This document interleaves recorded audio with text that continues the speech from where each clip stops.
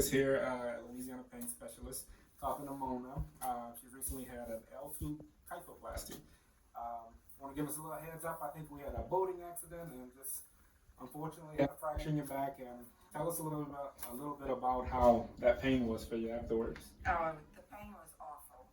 I mean, like the first night when I was in ER, they gave me morphine that didn't even touch it. And it was like nothing I took touched it at all. I was taking pain medicine more or less to knock me out because I knew it wouldn't do anything for the pain, but and it was constant. It never let up for almost 3 weeks. And that surgery, which, Lord, I know God put Abigail in Abigail's the our picture. physician assistant. I mean, the day that my husband James went in, Abigail was his nurse, and she told him all about it because she had experienced that 9 years ago. And I said, okay, God put that sweet Abigail in his path, came home, I called, got an appointment right away. Okay, God still works. And the day I had gone in, Abigail, before my surgery, Abigail was my nurse too, and I'm going, God is still working, and I wasn't anxious. I didn't fear the surgery.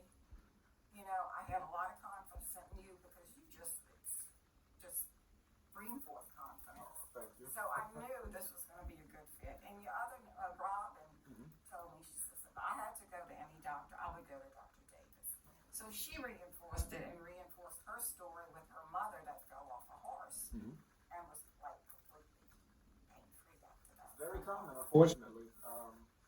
But the procedure, pretty straightforward. People call it the cement procedure. But it's a kyphoplasty. We actually did yours under local anesthetic. We can do it under local or under sedation.